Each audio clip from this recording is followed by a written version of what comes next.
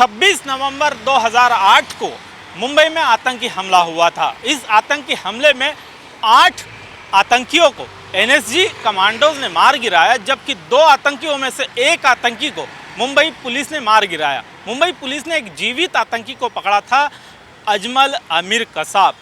वो मुंबई पुलिस की गिरफ्त में था, जिसके बाद में अदालत से उसे फांसी की सज़ा सुनाई थी। उसे पकड़ने से लेके फांसी के फंदे तक चढ़ाने का काम जो किया है इन्वेस्टिगेशन ऑफिसर उस वक्त के हमारे साथ मौजूद है रमेश महाले। सर, वो घटनाक्रम कैसे हुआ था, किस तरह से बता पाएंगे आप कि उसे गिरगांव चौपाटी से पकड़ा था कसाब को, बाद में ये कई दिनों तक कोर्ट में केस चलती रही। इस वाक़ये में टोटल 12 केसेस रजिस्टर हो गए डिफरेंट पुलिस स्टेशन में, और उनका सबका इन्वेस्टिगेशन क्राइम ब्रांच को दिया गया। उसमें मैं चीफ इन्वेस्टिगेटिंग ऑफिसर करके था। 12 केसेस हमारे पास आने के बाद आफ्टर 5 डेज 5 दिन के बाद वो केसेस एक एक करके आ गए। और उसके बाद में हमने इन्वेस्टिगेशन किया।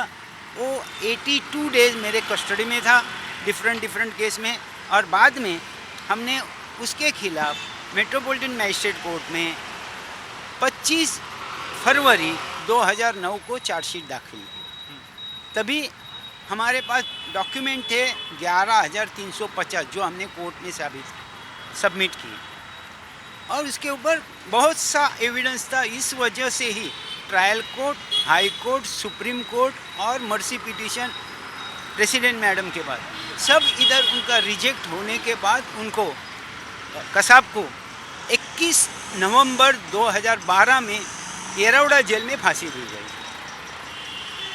तो इसे फांसी की सज़ा सुनाई गई थी, लेकिन इसने चैलेंज भी किया उस सुनवाई के बाद में, और उसके बाद में आपने उसको येरवड़ा जेल तक पहुंचाया। तो ये पूरा जो घटनाक्रम हुआ था उस वक्त काफ़ी सस्पेंस रखा गया, किसी को जानकारी ना लगे उसे फांसी के फंदे तक पहुंचाने के लिए। क्या वजह रही थी? नहीं, वजह इतनी थी कि जो आर्थर रोड जेल में हम सिक्योरिटी रख सकते थे, आईटीबीपी, हमारा पुलिस स्टेशन का बंदोबस्त, लोकल आर्म डिवीज़न का बंदोबस्त, ये जो हम बंदोबस्त इधर रख सकते थे, जो जगह थी वैसे जगह हमको येरवड़ा में जगह नहीं थी, ओपन स्पेस था, क्योंकि रास्ते को लग के ही वो ये है। इसके लिए वो थोड़ा सा छुपा के रखा, क्योंकि आतंक कोई भी हिंदू भी कोई बोल सकते थे कि बाबा हमारे इधर आके हमारे ऊपर हल्ला किया है, तो उसके ऊपर अटैक हो सकता था, पाकिस्तान का अटैक हो सकता था, या वो खुद कुछ करके ले सकता था, कुछ भी हो सकता था। क्या होगा और क्या नहीं होगा वो नहीं, और होगा ही ऐसा नहीं। हम वो प्रिकॉशनरी मेजर करके करते हैं।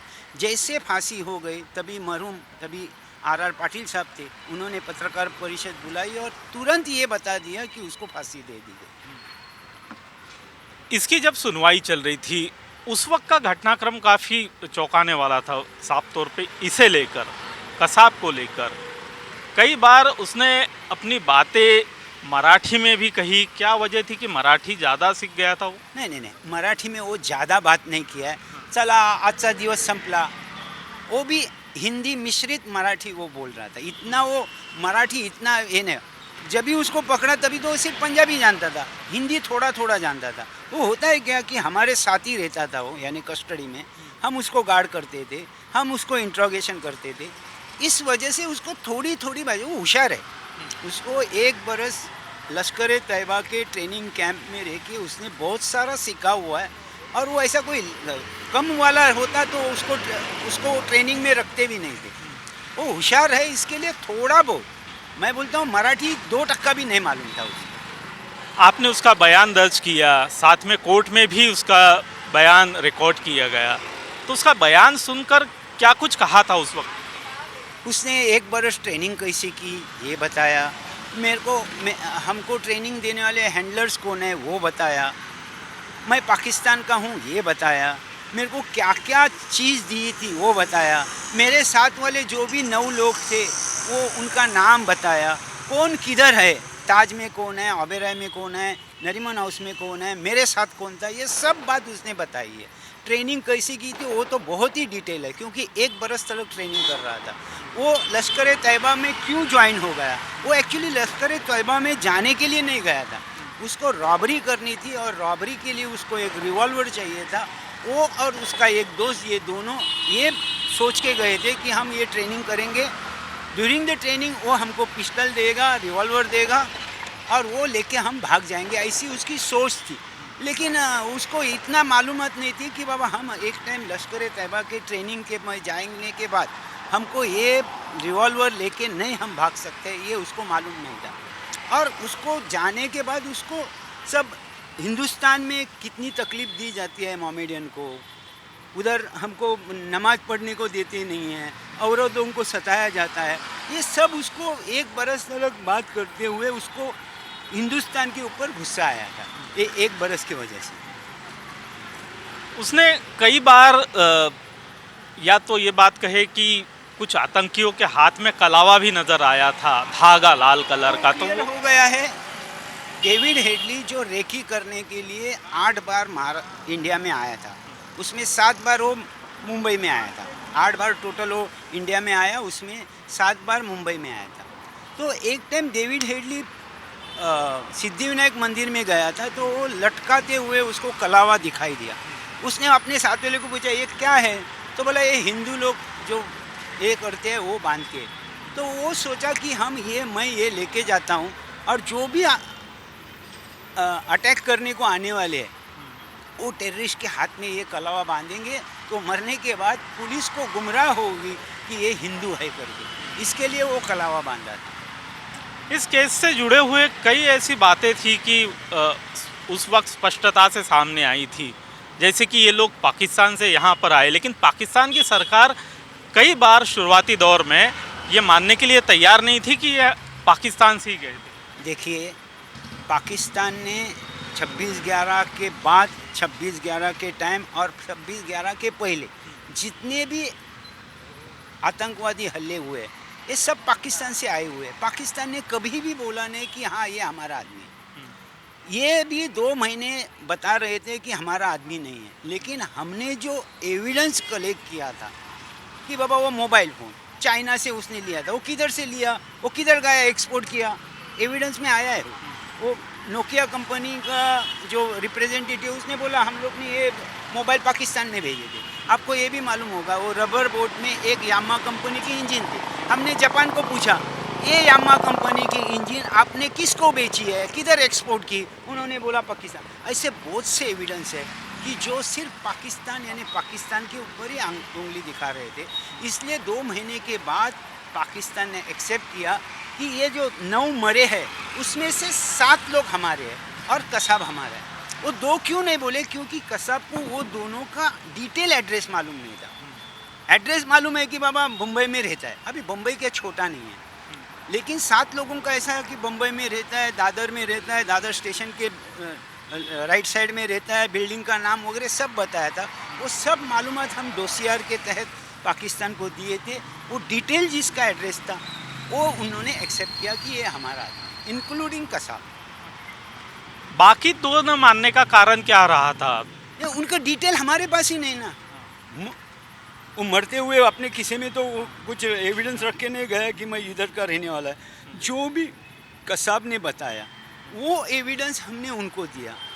जो 2 आतंकवादी थे उनका एड्रेस उसको मालूम है, उसको यही मालूम, अगर आप चार्जशीट में भी देखोगे कि रहने का पता मुंबई, महाराष्ट्र, हिंदुस्तान, महाराष्ट्र, मुंबई छोटा नहीं है।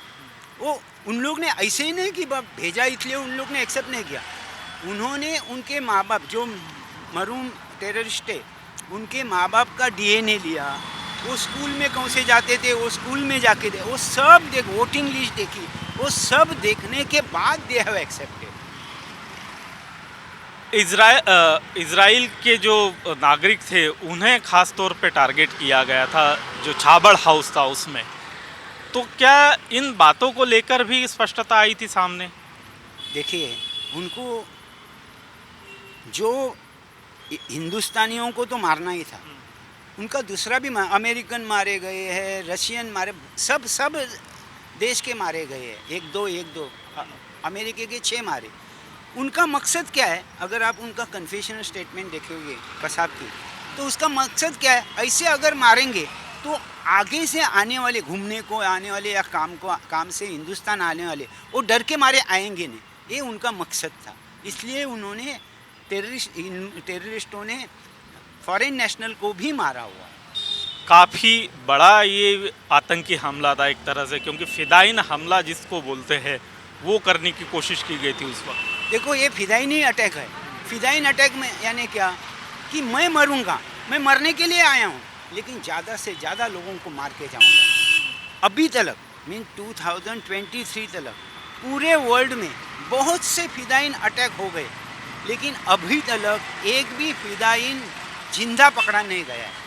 ये पहली केस है कि जिंदा फिदाइन अटैकर पकड़ा, और उसका पूरा श्रेय मरहूम ओम्बड़े साहब को जाता है। क्योंकि उससे मैं इंट्रोगेशन करते हुए बोला कि ओम्बड़े साहब ने मेरे को ऐसा पकड़ा था कि मैं कुछ हिल भी नहीं सकता था, वरना मैं मेरी रिवॉल्वर पिस्टल निकल के मैं खुद को मार लेता।